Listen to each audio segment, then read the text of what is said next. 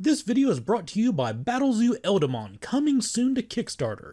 This expansion to Pathfinder 2nd Edition and D&D 5e is a Pokemon-style rule set that includes two new classes, Eldamon Trainer and Elemental Avatar. Join the Kickstarter campaign for Battlezoo Eldamon today.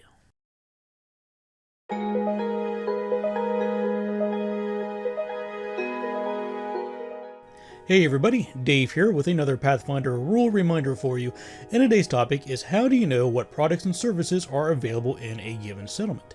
And the answer is going to be a little bit flexible because it really depends on the GM and the setting, and so as a GM you're going to have to make a lot of decisions for yourself about whether or not a given product or service even makes sense to be available in a given community, but there is some guidance provided in the core rules in the game mastery guide to help you make that decision. So first, on page 294 of the core rulebook, you can find a list of commonly available services, and this also includes a table for spellcasting services. So if the players need to find a cleric to heal or remove a negative condition, then you might want to use this table to figure out A, if that service is available in this community, and B, what they would charge.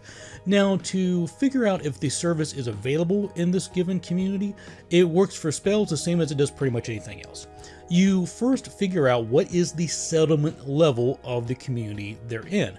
If you're playing a published adventure, this should already be provided for you, but if not, there is some guidance to help you decide what an appropriate settlement level is. So for example, villages are typically settlement level 0 or first level, towns are typically 2nd level to 4th level, cities are typically 5th level to 7th level, and a metropolis usually has a settlement level of 8th or higher.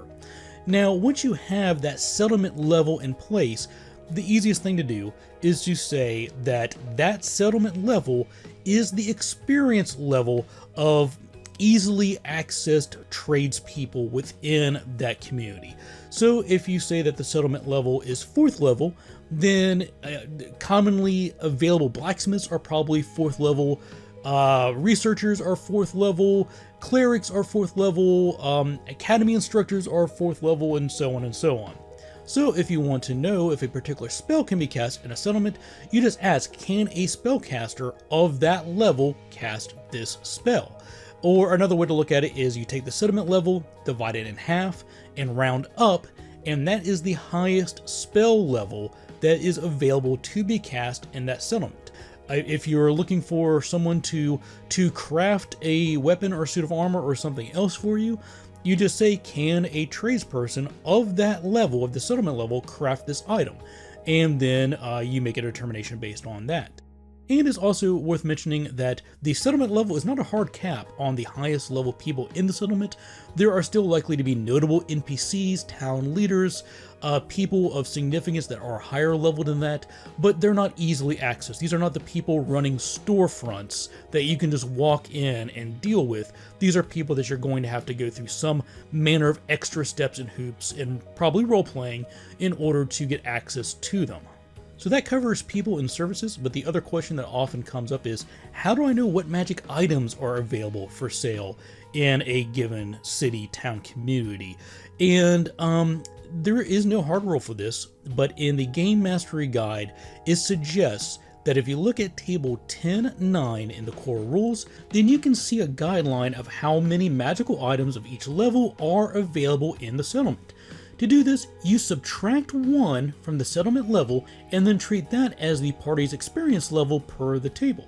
So for example, if we have a 5th level settlement, we would subtract 1 from that and treat it as a 4th level party on this table, and therefore this settlement has 2 5th level magic items available and 2 4th level magic items also available for sale.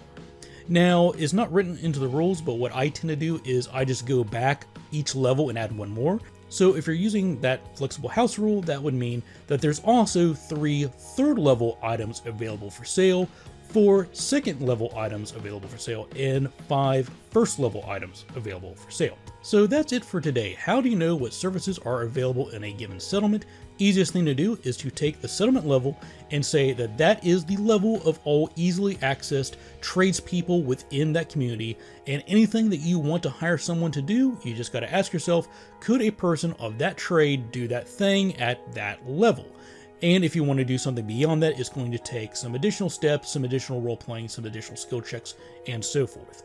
And if you want to know how many magical items are available for sale, take a look at table 10.9 in the core rules and just treat the settlement level as the party level, and that will give you an idea of what permanent and consumable items are available for sale in the community.